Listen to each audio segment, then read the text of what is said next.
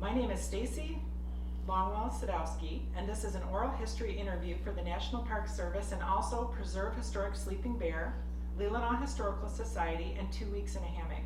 Today I am interviewing Bob and Sara Zielesch. We are going to talk about their memories and experiences on North Manitou Island. Today is February 17th, 2024, and we are at their home in Manistee, Michigan. Now, Bob and Sara, I want to start by asking you about your family's connection to North Manitou. So if you would just please start there. Okay, go back a little bit in the history of the island. A gentleman by the name of William Angell had bought up almost all of the island, the farms and so on. He took that ownership of the island. He owned 95% of the island at that time, and he put it in a foundation. It's a charitable trust, and the trust was to help colleges and give money to colleges. The foundation then had a 95% ownership in the Manitou Island Association, which was actually the name of the organization that owned the assets. Avery Wing, who was on the island, owned the other 5%. He was a wildcatter, and he was going to maybe someday, if needed, go ahead and drill for oil on the island. Mr. Angell was the president of Continental Motors for all those years.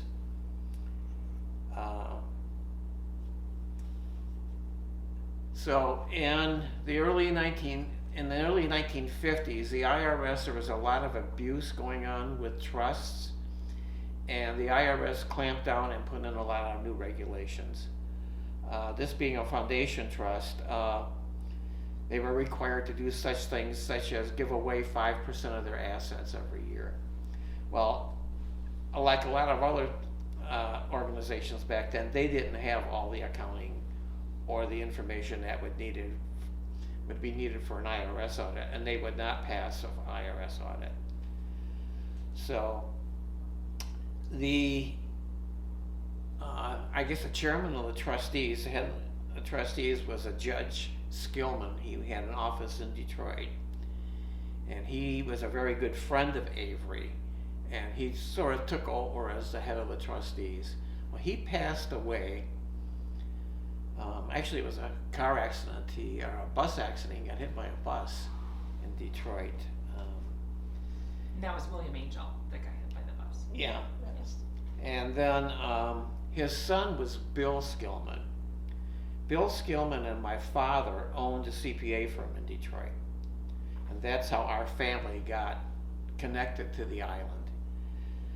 They had to go out and do an audit. As with all of anything to do with the foundation, nobody billed money for anything. Nobody was paid for any of the work they did. It was all pro bono work. So they needed somebody to go and actually set up the financial records and then do an audit. It wasn't a financial audit. It was more of, it's called a review every year. So my dad sat down and agreed with them, and they put something together. So he would take over responsibility for the financial work of the island. In return, we would get a 2-week vacation on the island every year. Along with that, we got transportation over. We got to stay in the cottages. We stayed in all the cottages, different ones every year, depending on what was available. We had Jeep and, more important, gas, which was extremely expensive on the island back then. Jeep and gas to drive around as much as we did. And we got a dinner down at the lodge, they called it at the time. Every day we had a dinner there. We were on our own for breakfast and lunch. So that's how we got to the island. Which building was the lodge at the time when you were visiting? It's the one that the Rangers. The Ranger Station now. Okay. Yeah. That's where Marv and Arlene were the managers of the island back then.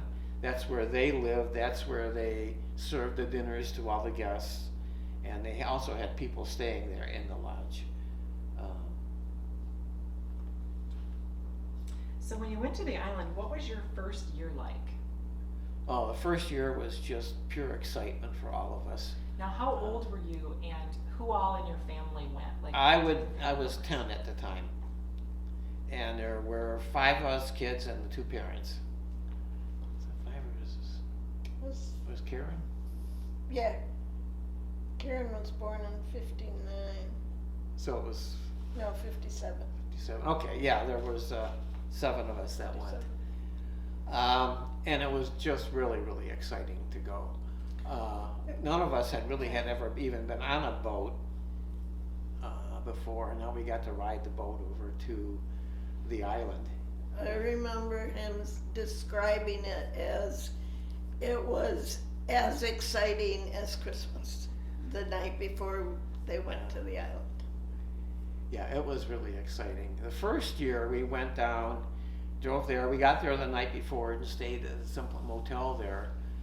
And then we went to the grocery store, I can't remember the name right now. The Mercantile. Mercantile. And that's where we ordered all of our food and things that we needed from there. And then we could call orders in during the week. They had what we called the mail boat coming every Monday, Wednesday, and Friday. We could call over. We would make our orders and get all our supplies. There's always a lot of food and things to eat, and certainly a lot of things to drink was brought up on the island. So we went and did that. We also went, I remember vividly going to visit this elderly lady who was just a really nice person. Her name was Londrigan. She had quite a connection with the island, but I didn't know anything about that. And it's just really nice. So we went and spent an hour or so with her. Thing I remember about it is she had cookies and stuff, but she had a white carpeting and everything was just perfect. And I was scared to death I was going to spill something on her carpet. And I didn't move for that whole time that we were there. So we did that the first year. And then we went off to the island. So what was it like riding on the mail boat with George? George Grosvenor was driving. We called it the mail boat back then. It was kind of like 2 different rides. Like now, the boat went to South Manitou first, and that's where most of the people got off and camped to go camping or had the day visits. North Manitou being a private island, I would say at least half the time there was nobody else on the boat except for us going from south to north and then deliver the mail. In fact, in the first couple, not first year, but I know in a couple years after that, we had nobody on the boat from south. George Grosvenor let me set up on his seat, and I drove the boat for half the way to north, and he would tell me to turn it this way and that way, and that was pretty exciting. Can I? Go ahead. We talk about the mail boat. It was actually the boat called the Manitou Island, which had been in service in Korea, I believe, before he got it. I remember my first ride over. I had so much fun.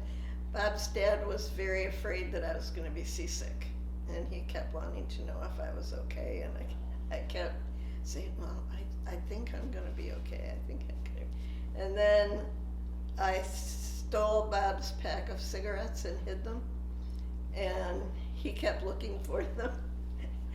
And his mom knew what I had done, and so she kept laughing.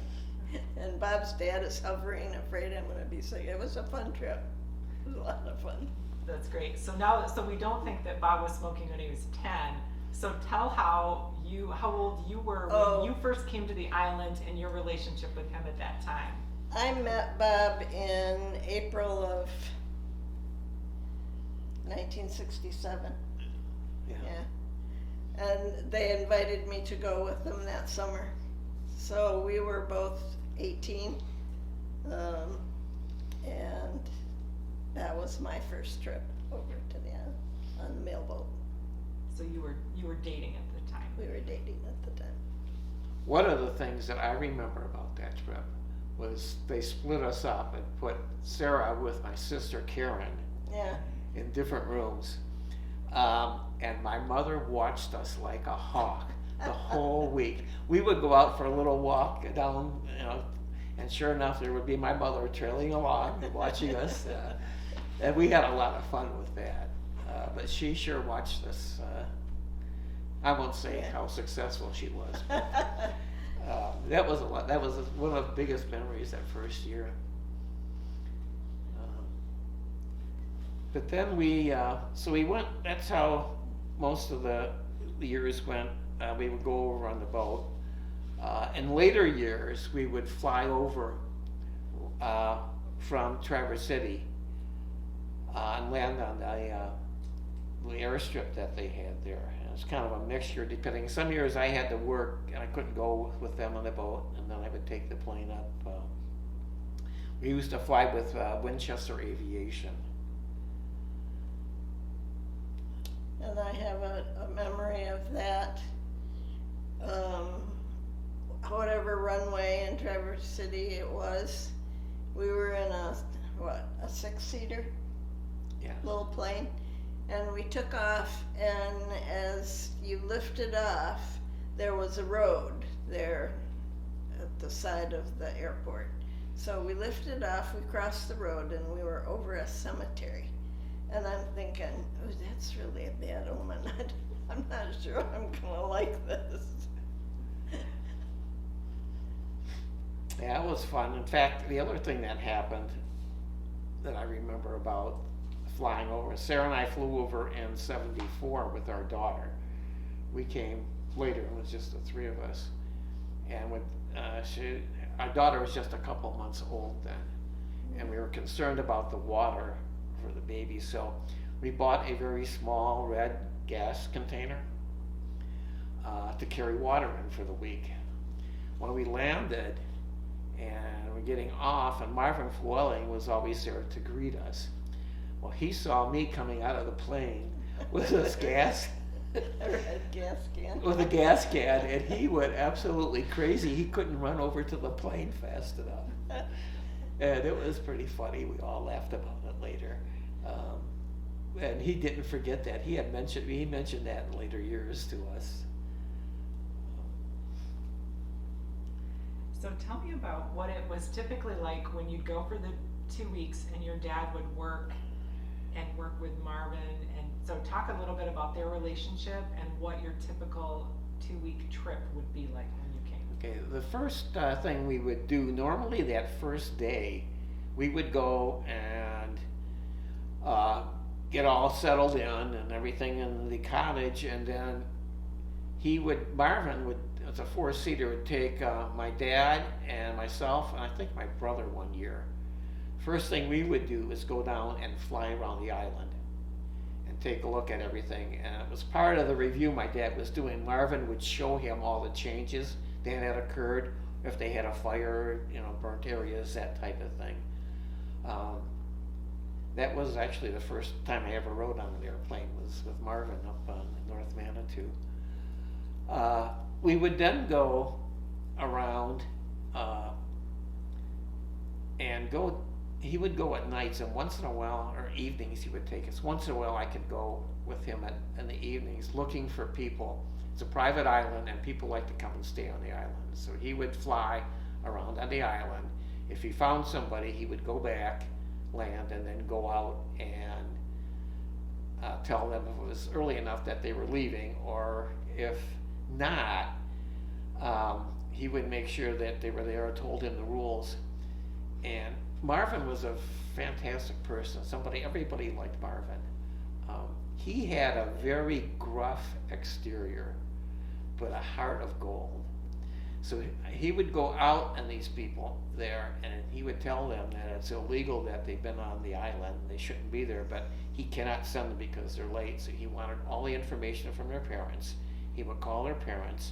He wanted to see driver's license and identification, and he was going to go in and report them to the police for trespassing.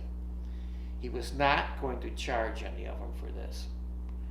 But if they ever came back to the island, he would prosecute them for trespassing. Those types of different speeches he gave to help keep people off of the island. Well, he never went and talked to the police. He just wasn't that type of person. But the kids thought they would, and he did contact the parents. Back then they didn't have cell phones or any of that, so to make sure the parents knew that their kids were safe and what was going on. But that happened quite a bit. He also made sure they were okay. That they, if the lake was bad, if the weather was going to be bad, he always made sure that they were going to be safe and that they could survive. Yeah, normally he would have them just stay out there with their boats and camp out overnight. Even if they didn't have the right camping equipment, they would stay there that night. If the weather was bad, he'd have them bring them inside and sleep for the night. Yeah, he was really a nice guy. So other than looking for trespassers, when he would do the flyover and show your dad the activity, what kind of business activities were happening on the island at that time? Okay, part of my dad's, what they were doing is, one thing that happened every year was lumber. That was a pretty big deal back then, and a lot of the money for the island came from the lumber industry. He would take them across the island and take a look at what they had been cutting and what they had been doing.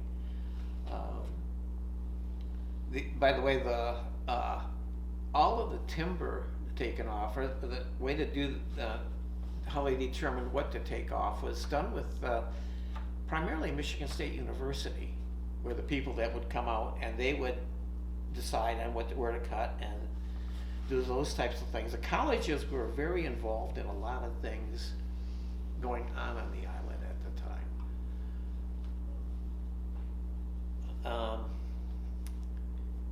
What was I going to say? Anyhow, that only lasted a couple years for the place because of insurance purposes that they couldn't take us anymore. So it's kind of disappointing, but. So Marvin and your dad had a good relationship. Yes. They were friends, right? Marvin and my dad, maybe back up a little bit. The association was not liked by a lot of people on the island, so there was friction there. That first year, there was a lot of rumors going around about why they were sending somebody out to do an audit. Marvin must be in trouble, he must have stolen money, and all kinds of crazy stuff was happening that first year. So we got there, we got checked in and had dinner, and then Marvin and Arlene came up to our cottage and they had a discussion that night about why he was there. Marvin knew some of it. It was because of the audit and because of the IRS. The way it was before, when there was nobody there, if something had gone wrong with money or the IRS had done a surprise audit, Marvin would have been totally responsible for all of that because he was the only one there doing anything. So he felt really pretty good that my dad was there, because my dad would do, it wasn't called a certified financial statement, it was a review. He would do the review of everything, make sure they redid the whole accounting system, that type of thing, and then he would sign off on it. So if anything ever did happen, it was my dad's fault and Marvin was out of it. So that was kind of a really good benefit, and they did get along very well. My dad was a World War II veteran. He spent used to joke that he only had one tour of duty in World War II, and it lasted for 3.5 years in New Guinea. And what's the other? New Guinea and I can't remember the other place. I can't either. Anyhow, he spent one tour of duty in New Guinea, Philippines. He was back and forth between New Guinea and the Philippines. Marvin was a Marine sergeant in charge of a machine gun group. He had 10 people under his command. He got involved in the Guadalcanal fight, and it was him and his 10 guys, and they just were attacked wave after wave for one night. Marvin was telling my dad the next morning they went out and counted between 100 and 200 bodies that were there, and that the only reason that they were alive was they were able to keep bringing them ammunition, and the machine guns never jammed. So he saw a lot of intense things in Guadalcanal. He, like a lot of people, got malaria, and he was there and got sick one day, and the next thing he knew, he woke up back in San Francisco 6 weeks later. And that was Marvin. That was Marvin, yeah. Anyhow, they got along very, very well, being Army. I know every year when we went up after that first year, my dad always brought 2/5 of scotch with him. And he never took any back home. Usually what they did was one night a week we'd have dinner, and then they'd stay down there and have a few drinks till midnight or 1 o'clock. And then my dad would come in, make some noise.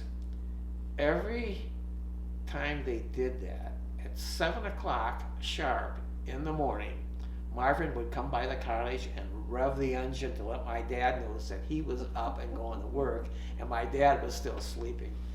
So it got to be quite a funny thing that they had to do together. But they had a very, very good relationship.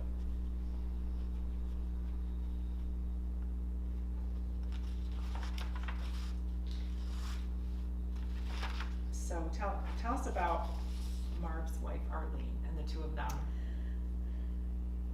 Go ahead, you can. together. Arlene was the best cook I have ever known. It was fabulous dinners that she served. And she actually, I think, was a better hunter than Marvin. And she would go out and get deer. And I remember that first time on the island, it was the first time I had ever had venison because my dad didn't hunt. So I was warned that I couldn't say anything about the venison because if his little sister thought she was eating a deer, she would get really upset. So they always said it was beef instead of venison. But it was so good. And she made, and we disagree about this. Bob's memory is she made cinnamon rolls. And my memory was she made sticky buns. The pecan sticky bun. They were awesome. Yes. They were just awesome. And she could do anything. She was just like this pioneer woman that, knew how to hunt and fish and cook and clean and cut down trees and firewood. And if something needed to be done, she'd do it. She was awesome. Also had with the sticky buns or cinnamon rolls. The first time we had those, we were there, and they were just delicious. So I had one, and then she'd ask if everybody needs anything else. I said, "Can I have another cinnamon roll?" And she gave me one. Well, the next day, their son had a baseball net where they would set up the net where you could throw the ball against the net and it would bounce back, and you'd practice infield and catching and stuff. Well, I had asked, and they told me I played a lot of baseball then, so they would let me play with that, play down there with the net. Well, I went down there the next day after we had the cinnamon rolls, and she came out and said, "I have an extra cinnamon roll from last night. Would you love it? Like to have it?" I said, "Oh yeah, I'd love it." That went on for years. Every time we had cinnamon rolls or sticky buns, the next day I'd go down there, and eventually she would come out and bring one or two to me. she was just really a darling, wonderful person. And we had a lot of fun with them. We used to, once a week, our favorite place to go on the island was Frederickson's, down by the beach. And Marvin had set up, it was a grill, so you could go out there and grill. And we would go out with the Fluellings once each week. So we'd go out there twice a week, and we would spend the afternoon on the beach there and then doing a grill. And they would bring venison, and we'd have barbecues out there. And that was a lot of fun. We all really enjoyed that. So so you said she cooked meals for guests. So talk a little bit about the rental operation that was happening and the types of guests that came to stay on the island, because there was the Cottage Row area that they would rent out space for visitors. Okay, the cottages were rented out. People could come, and it was open to the public for people to come. So you could get meals down there, you could get dinner, you could get all three, whatever you wanted to do. And then you could also get a Jeep and, to go out with. And there were a lot of people that vacationed there. It was very highly priced to go there. It cost a lot of money. And that was intentional. They didn't want to have a lot of people on the island. So the people that were there came back, a lot of them year after year. By the way, I should mention, there were people that owned the cottages at the time. So they were there all the time. Every year they would go. And some of them would go down to and have dinners. They could go ahead and purchase dinners.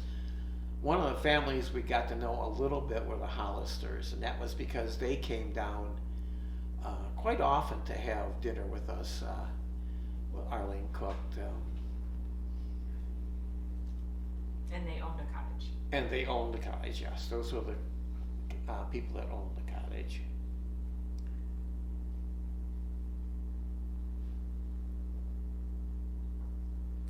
So talk about some of the locations. So you talked about going down and picnicking on the island, and you had access to a Jeep and drove around. So could you talk a bit about exploring some of the locations around the island? Aside from Frederickson's, I think our next place we loved was the Berniques. And back then, the buildings, pretty much all of them were still standing and strong. We could go inside and look around, and Berniques, the whole inside was wood paneled, in intricate design. Obviously a fabulous woodworker, because it was amazing. And we could find things. Now the Berniques were fairly well off, and when they left the island they took most of their stuff. But I remember finding a Montgomery Ward catalog in that house. I don't remember how old it was. And I remember finding a needle that was a good 12 inches long with like a 3-inch eye in it. And the only thing I can think is that it was for sewing skins or leather or maybe sail. But it was really very interesting. And at that time, back in the 60s, there were remnants of the wooden sidewalk that went from Berniques to, I think it was Anderson's, off through the woods. And the last few years, we've never been able to find it, but it used to be there. We'd go to the Moleskis. Moleskis had a lot of furniture still in dishes, just their household. And the house was still standing, freestanding, and I believe there was a barn there. the Frank farm, the house was standing, but we never got to go inside because they said it wasn't safe. And I don't remember any other buildings at the Frank farm. Well, Katie Shepherd's we couldn't go into. Yeah, That you could not go into. we were not allowed No, to we go were in. told that it was too dangerous in there. Marvin had that locked off. I think what it was, we found out later, is it may have been the bats that were in there. Structurally, it was probably okay, but Yeah, the bats all live there, and it's probably not a very nice place to go into.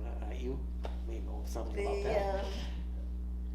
the Blossom Cottage. The blossoms. Too, was still standing, but was off limits, we couldn't go in there. So those two cottages on Cottage Row were the only two that really weren't used Yeah, as rentals. they because weren't used at all all. privately owned. How The about this? fence in the big barn, I always had mixed feelings about going over to see the big barn because it's such an amazing structure. But back then, when we'd go in, you'd see the skeletons, the carcasses of the deer who had starved in the winter. Who didn't, and that always made me sad. And that was prior to, that was back in the 70s? That was Or back in the late 60s, early 60s. 70s. And Marvin and Arlene had feeding stations for the deer to support the herd. But, you know, if the snow got real deep or whatever, almost every year I think there were 1 or 2 carcasses in there that had died during the winter. But the barn itself looks exactly like it did back then, still. There were remnants of Crescent City, but I don't remember ever going in any No, buildings there's there. no buildings. Then. There was a house near the barn. Was Yeah. that, do you remember that standing? No, I don't remember that standing. I know that there's a garage there that still has a car in it. We found. Yeah. Yeah. We didn't spend a lot of time at Crescent. I don't know why. One of my favorite things was after dinner, and it would get dark, and we'd take the Jeep out and do a deer count, see how many deer we could see in the evening. And the other favorite thing we would do is we would pull the Jeep up to the big barn there in the village when the double doors, and Dad would pull the Jeep right up, and then he and Bob would get out, and Richard would be behind the wheel, and Dad and Bob would open the doors, and Richard would turn the headlights on, and that's where they kept the garbage, and there would be like 20 raccoons, all like deer in the headlights. They're just motionless and all looking at us. It was always fun. Yeah, it was. We also had for a couple years, there was an albino deer Yes. that we saw on the island, and we went Yeah. looking for every So- night. We had to go out and look for the albino deer. And almost always we would see fox and wild turkey, squirrels, chipmunks. There were no coyotes then on the island. Our normal day, when we were there earlier, my dad would work a lot that first week, quite a few hours, the beginning of the week till Wednesday or Thursday, then it would start tapering down. So we would go ahead and play outside. We spent a lot of time on the beach. We spent a lot of time finding Petoskey stones. We still almost have, I don't know how many. You know the plastic dish pans? Yeah. We have 3 of them full of Petoskey stones. And his brother and his sister also have that many. Yeah, So that's back when it was a we- private island, not the Park Service. Yeah, we cleared a lot of Petoskey stones. Yeah, but we would play there on the beach or walk on the beach. that was what we do most of the time. We would go on short hikes once in a while. Of course, we would go fishing. We had the access to a Jeep almost every day, so we would go and do fishing during the day when we got a little older. And that would be on the lake. On Lake Lake Manitou, Manitou. yeah. Did you go out on a boat on Lake Manitou, or did you fish from? Yeah, there was a boat there. We had a boat available to us and a motor. One of the interesting things about, I know there was a lot of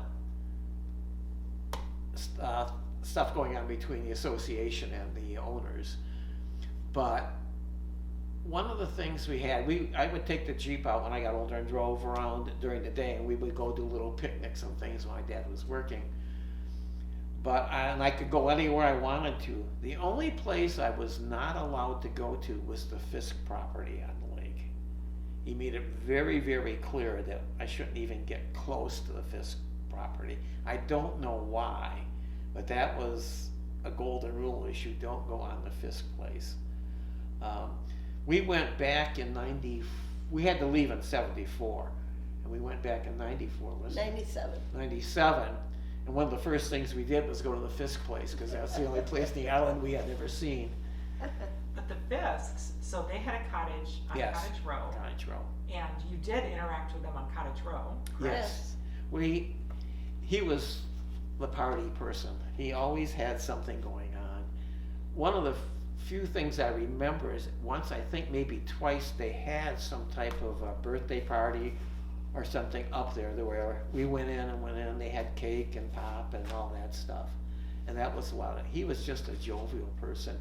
He had a T, Model T that he had that was just gorgeous. Monday, Wednesday, and Friday when the boats came, if we were up there or if we weren't close, we'd run up there and he would give us a ride down to the boat to pick us up. And that was a big deal. We got to ride on his Model T that he had. But he was just a very fun person.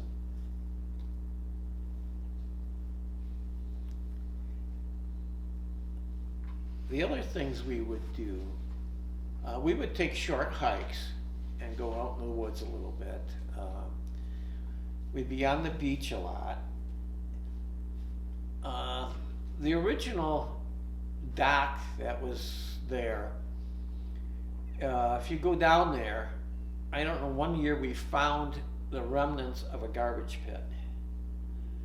And so we started digging and found things. Well, that became a big thing. We would go down there, maybe 3 or 4 times a week when nothing else to do, and dig through the garbage. We called them treasures that we would find. You would find a lot of pieces of like broken china, or maybe pieces of pans and stuff. And that got to be a hobby for us to see what treasures we could find. And then when we got done at the end of the trip, we would dig a hole and bury it in a spot there. So we would go back the next year and we would dig more treasures up, and that got to be a lot of fun. It got to be like a big thing and talk about the treasures that we had. When we started coming back in 97. In 1997, our youngest daughter was in 5th grade. And she came home from school one day and she said her teacher was taking a group of students on a work trip to an island, and could she go? And we said, well, it depends on what island and who's going, and And so we inquired and we found out it was North Manitou Island. And up to that point, we had just seen the films of campers going over and the boat going up on the south end, and you had to jump off the boat into the water with your backpack on and wade in, and we're like, we're not doing that. So we didn't think we'd ever get back. And then she said, yeah, this trip is to North Manitou Island. And we said, oh yeah, you're going, and we're gonna be chaperones. And that was our first time back. Yeah. And we've been back almost every year since. So when you stopped going in 1974, Yeah. 74. at that point, what year did you first come to the island? So I came in 67 was the first year. Okay. And then in 70, we got married and we spent the last weekend of our honeymoon in the Monte Carlo. And in 74, we had our 3-month-old daughter with us. And that was a sad trip. Yeah. We knew we were gonna be able to go back. Right. So, You know, it really has worked out well for everybody having the Park Service purchase North and South Manitou Island for all of us. Angell's, what he wanted to do was turn that into an educational conference center and meeting places for all the colleges, and donate it to the colleges. Had the Park Service not bought the island, it would not be a private island, and none of us would be going back there now. It'd be full of hotels and Yeah, it bars and so restaurants. it and, yeah. just was really a blessing that the Park Service did. We weren't real happy at the time, but as No. it turned out, It was sad. that's the best thing that could have happened to us, was that the Park Yeah. Service got the. That last year, we stayed in the wing cottage. I don't know what it's called really, but we always called it the wing cottage. And we had Jenny, and we took a picture of us there by the stairs with Jenny. And so now it's a tradition, and we have a picture there every year. So, beautiful. So Jenny she was how old in the first 3 picture? months. 3 months old, and she was the one who you came back with as. No. Wait, no. no, that was our youngest Your daughter. youngest you came back with on the student trip. Yeah. So in 1974, so that was the last year that you went, because that was the last year the Manitou Island Association Yeah. sent your family to do the accounting. Part of the reason we couldn't go, and I'm not sure how much weight this was my dad was heavily involved with the negotiations with the Park Service. And because of that, going up there on vacation, well, it just didn't set right, so. Dad thought it was a conflict of interest. Conflict, so we that really we couldn't shouldn't go. I don't know if we could have gone for another year or two. It was 10 years. But that was really the reason we couldn't go. And he was a big part of the negotiation that they had with the Park Service that lasted, 10 years before they got done. I don't know a lot about the negotiation. I do know that the Park Service sometimes would force people out by running out of money. They had a problem in the 60s, I don't remember what year. The IRS changed a lot of their rules. And one of the things they clamped down on is things like big expensive deer hunts that corporations could write off an expense. So that really hit North Manitou pretty hard, because a lot of their money was from the deer hunts. And that's when they started looking a little harder at possibility of doing oil drilling. But what they ended up doing, the trust is required by law to donate 5% of their assets every year to the colleges.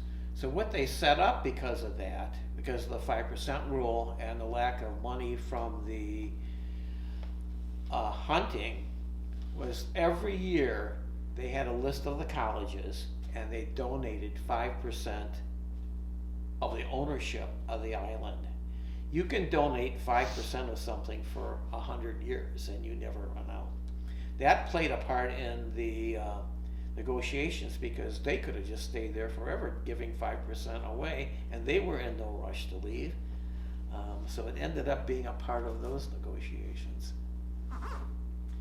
So the timeline was that the park was established in 1970 in the whole region, but North Manitou Island stayed business as usual for a few years. Right. And your family continued to go until 1974.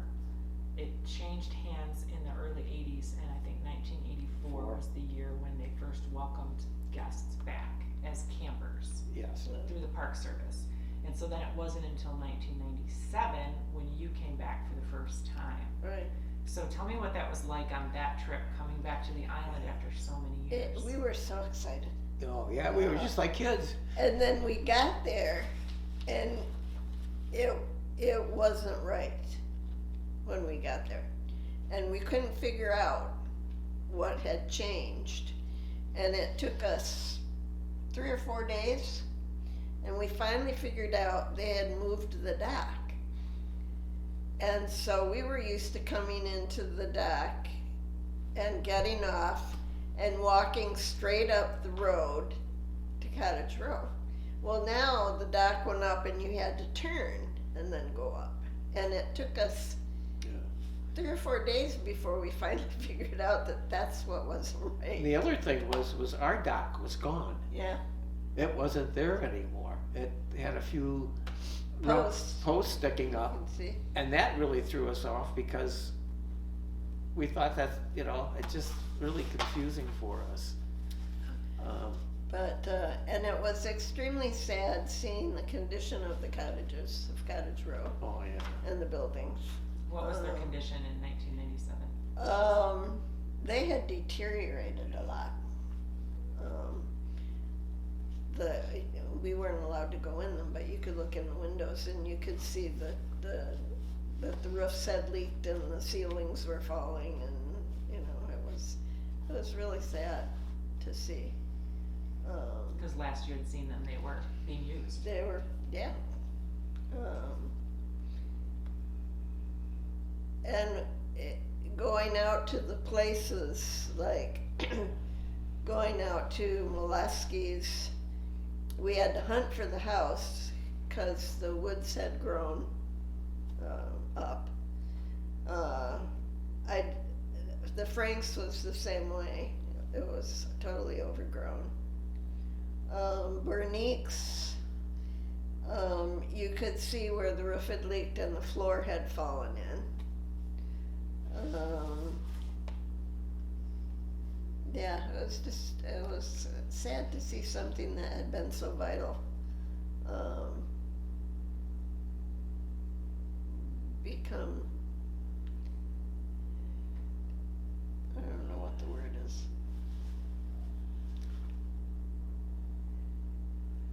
But it was, it was sad.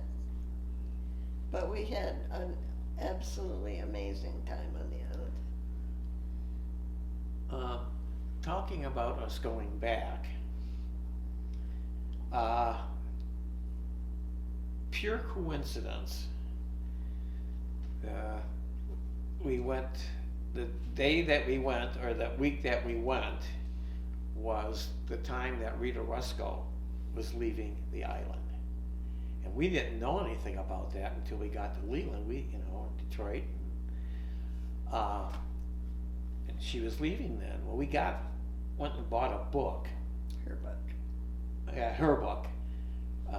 And we took it up there, and then the first night we got to go down and talk to her for a couple minutes. I had a lot of pictures from when we were there. That was not a good night for her, obviously. It was her last night on the island. But she was interested in the pictures. We talked just a little bit, and our daughter kind of said, "Get out of here," and nicely. But I got, she autographed that book from my daughter to Jenny from Rita Rusko, and she put on it "On the Island." So that was the last book that she would have signed on the island. We did get to know her, I don't know, it was like 3 weeks later.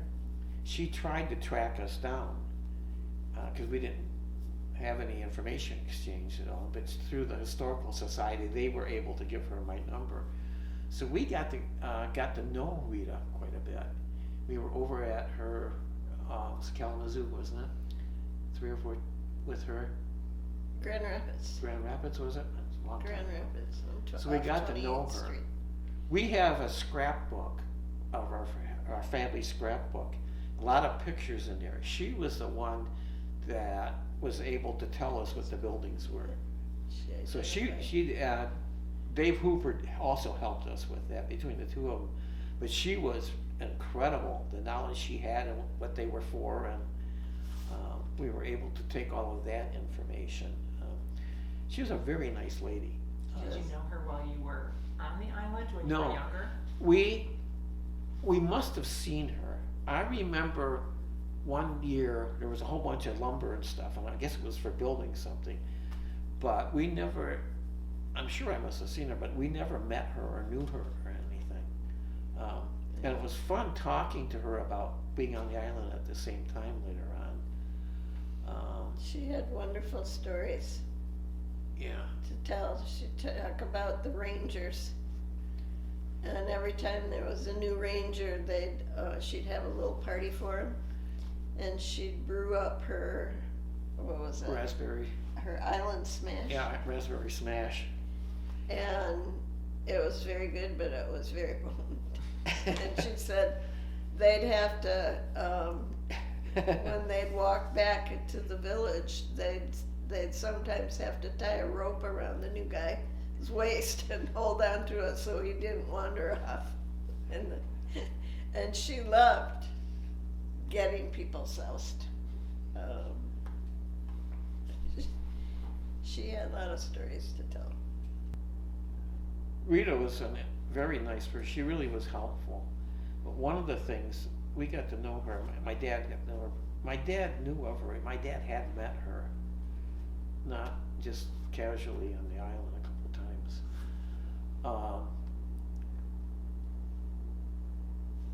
In her book, she talks about when,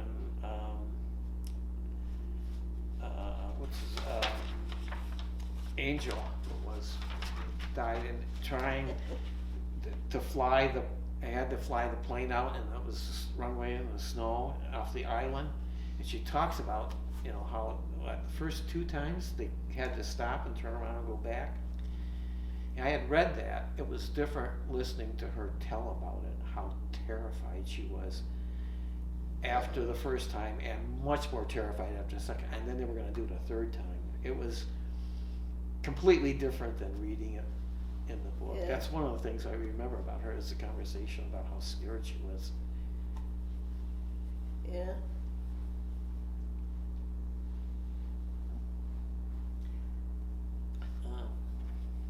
So tell me about Dr. Cleland's work on the islands.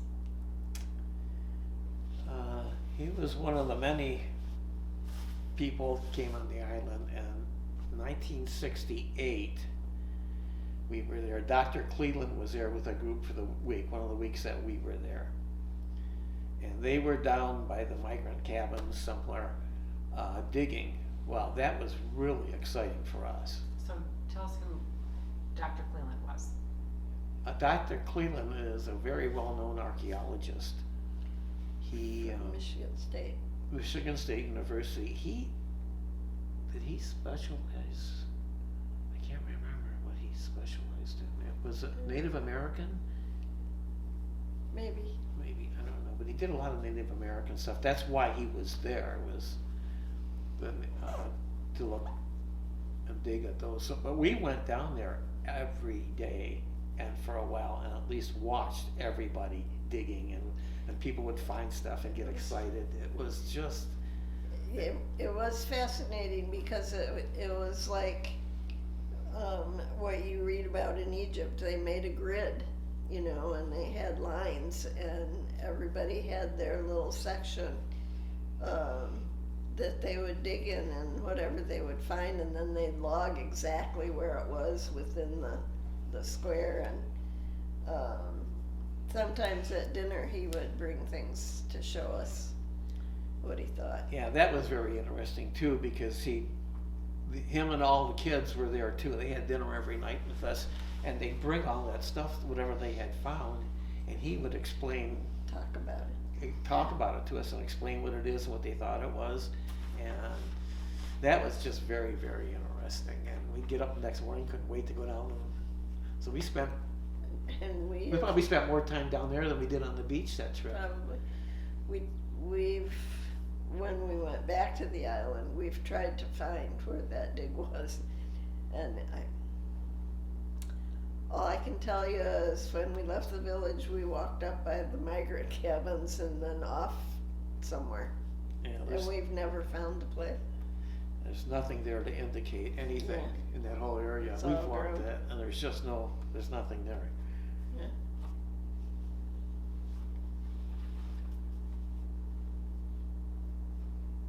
Michigan State did deer studies too up there.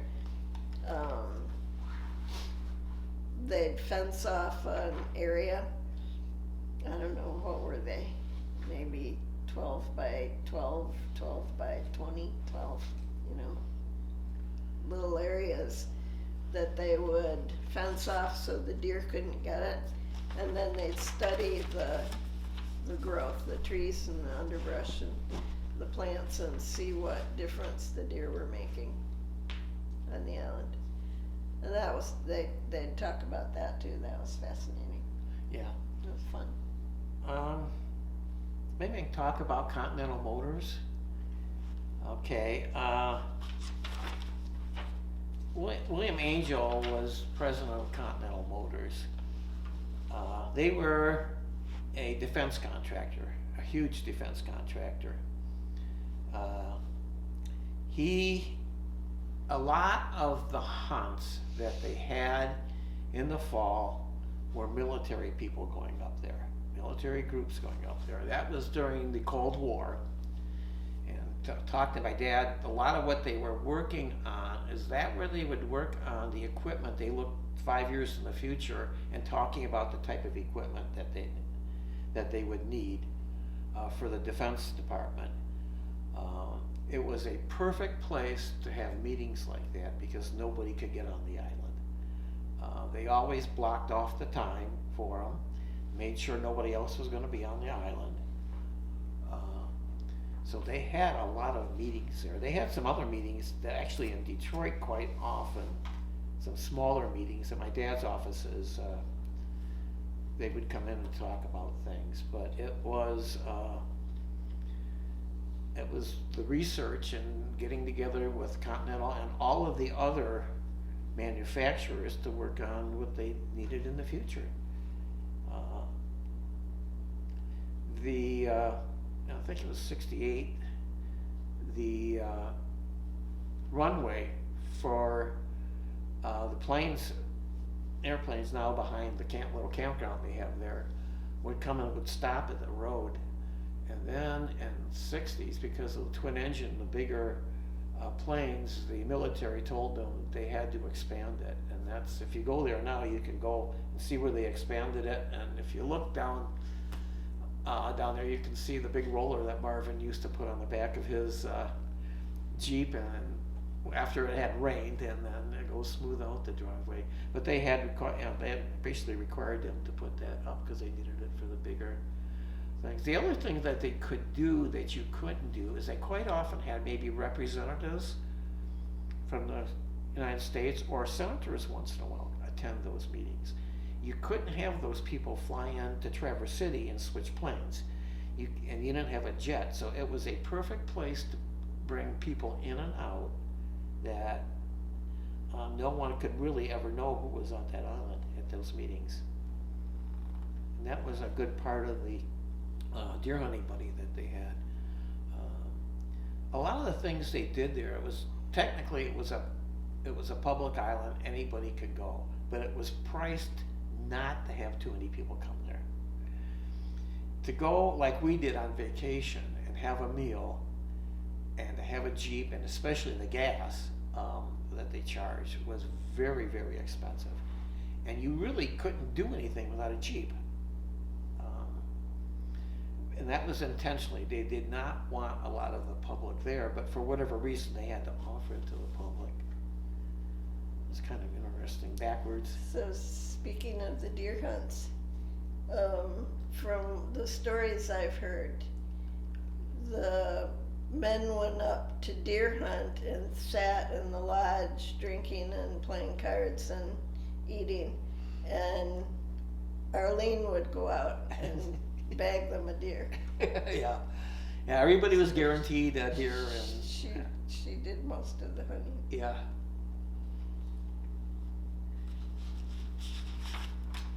So, after coming back the first time in 1997, you said you've come back regularly.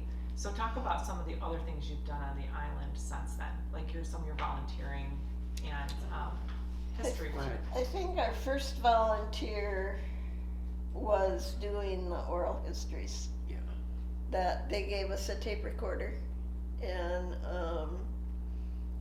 we would contact people we knew had connection with the island, and they would allow us to bring them up for an overnight, and we would do the interview on the island.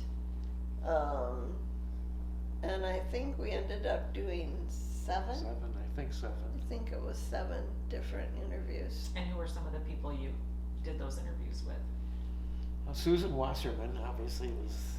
Yeah. Great.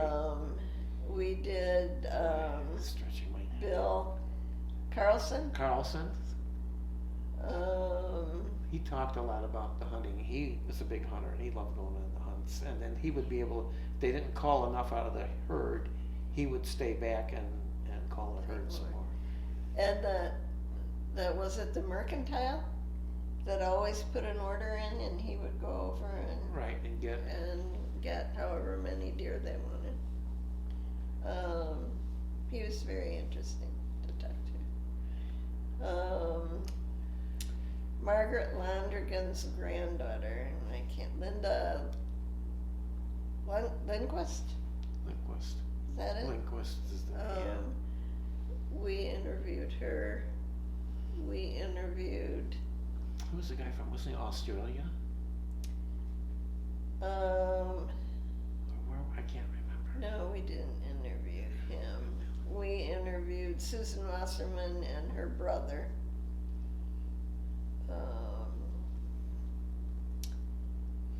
I don't think, she had a cousin that lives in Australia, and he comes periodically and stays in the cottage. And we've met him a couple times, but I don't think we interviewed him. Maybe We did. might have. I think you interviewed Dave Hooper, right? Dave Hooper, yes. Yeah, Dave Hooper, of course. I don't remember the other ones.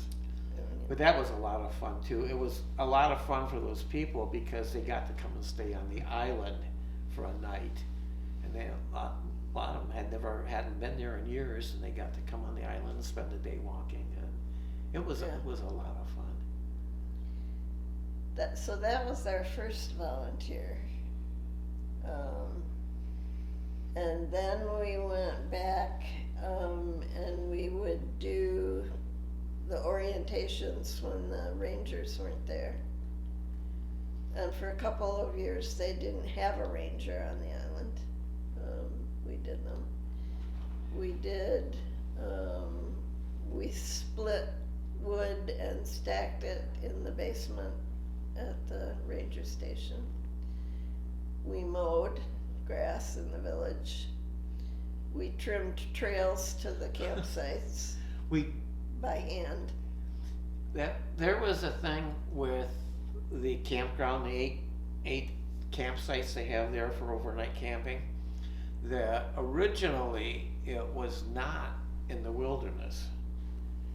And then, I don't know, can't remember what year, they resurveyed it and found out that it actually was in the wilderness.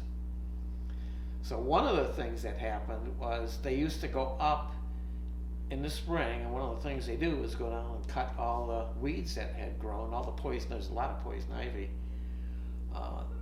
ivy there. They had, once that was done, once it was changed in part of the wilderness, they could not go up there anymore. So we spent, 2 or 3 days chopping poison ivy to clear the trails out. Yeah, for campers.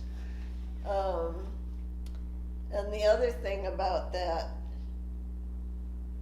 reclassification, they would take up a big thing of water to put up there so that you could put fires out at the campground.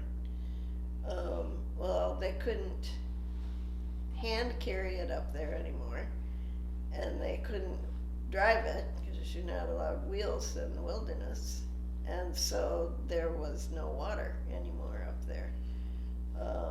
And that was one of the things we did as volunteers, is every night we'd go and check the fire rings to make sure they weren't smoldering. So we did that. Early on, we took our album of pictures and we'd talk to, as you're walking around, you're talking to other campers, and we'd ask if they were interested, and we'd show them our pictures and tell them our story. And so then, that one year we did, when the campers would come in to catch the boat and they'd be waiting there, we'd do a little presentation about our time on the island. And what else did we do? I don't know. Did a lot of oddball things. I did some grass mowing and things like Yeah. that. Just help whatever they needed, happened to need help that day. Yeah. We did some cleaning inside. We didn't do the painting. We didn't do any painting, we don't do any construction kind of stuff. And we're getting a little old to do anything heavy. But, you find us something to do, we'll come and do it.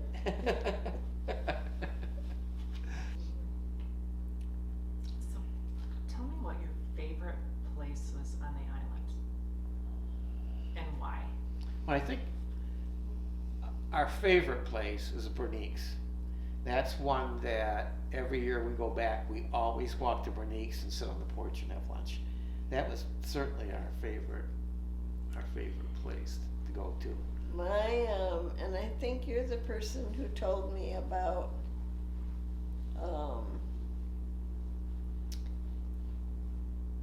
what are they called? I can't think now what you call it. But a place that you go that you just feel at home, that this is as close as I'm gonna get to heaven until I actually get there. The thin places. Thin places. Yeah, that's it. And my thin place is when you first walk into the woods on the lake road. That woods, for some reason, seems almost primordial to me. And if I can get there every year, just 5 minutes, it'll last me the year. But that it's just special. I don't know. Yeah, it is. So That's great. Anything else you want to add? Think of anything? I don't know.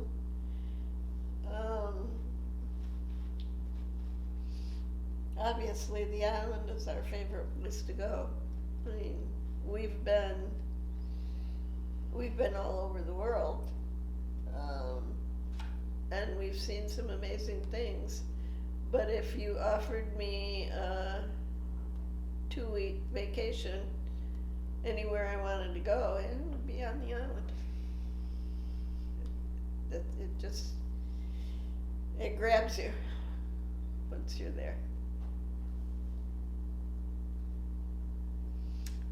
I don't know anything. It was a great time. It sure was exciting every year getting ready to It go. was. All right, well, thank you both so much for sharing your stories. Can I put a plug in Yes. for the Park Service? Yes, put a plug in. Please open the Katy Shepherd and make it an elder hostel, because we can't backpack anymore, and it's getting harder even just to camp as we're getting older. But if we could have a bed in the building and could go walking every day, I think there's a lot of people our age that would certainly make use of it. Okay, great. So make it happen. All right, thank you. Thank you both so much. We appreciate it.